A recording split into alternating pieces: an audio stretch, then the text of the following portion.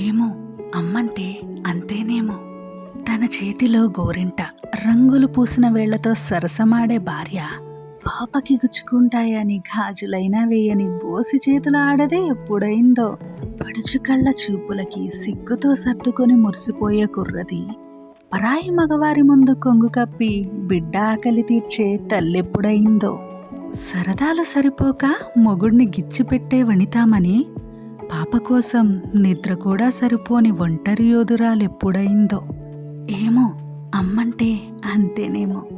తన చుట్టూ ఉన్న రుచులు ఊరించిన తన బిడ్డ కోసం తలనడ్డంగా ఊపే త్యాగం ఎక్కడ నుంచొచ్చిందో. పేకు అంచున వేలాడే ప్రాణం కోసం తన బిడ్డ తొలి ఏడుపుకే ఆడది చనిపోయి అమ్మ ఎలా పుట్టిందో. అన్నింటికీ అమ్మ అనే రోజు నుంచి అమ్మకేమొచ్చు అనే రోజొచ్చినా దుఃఖాన్ని దిగమింగి చిరునవ్వు చిందించి ఊర్పెక్కడి నుంచొచ్చిందో. కన్నీళ్లతో కర్తవ్యాన్నిచ్చి సాగనంపినా మన వల్లనే ముద్దాడే అమ్మకే అమ్మయ్యే బలం ఎక్కడ నుంచొచ్చిందో. 7-10 వయసు మీద పడినా ఆకలిగా కొడుకొస్తే బువ్వ పెడదామని గుమ్మం కేసి చూసే జాలెక్కడిదో. గొంతులో గంగతో వీడ్కోలు చెప్పినా, గుండెతో దీవించి జగము విడిచినా, అమ్మ పాత చీరని హత్తుకుని పడుకుంటే గాఢంగా నిద్రనిచ్చే హాయెక్కడిదో. ఏమో అమ్మంటేనే ఇలా ఉంటుందేమో.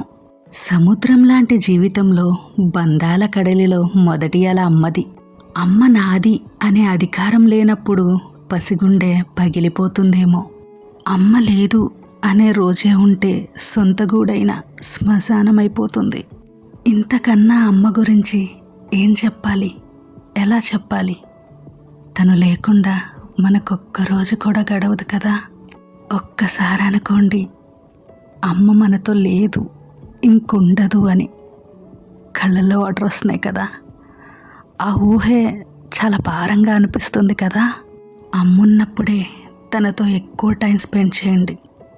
తను మీ నుంచి ఏం కోరుకోదు. కొంచెం టైం తనతో మాట్లాడితే చాలు, హ్యాపీ అయిపోతుంది. పిచ్చిది కదా.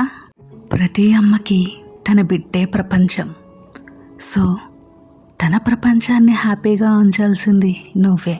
ఈ వీడియో ప్రతి అమ్మకి అంకితం. Happy mother's day. ఈ వీడియో మీకు నచ్చినట్లయితే ఐ లవ్ యూ అమ్మ అని కామెంట్ చేయండి. ఇలాంటి మరెన్నో వీడియోల కోసం నా ఛానల్ని సబ్స్క్రైబ్ చేయండి. Please support me.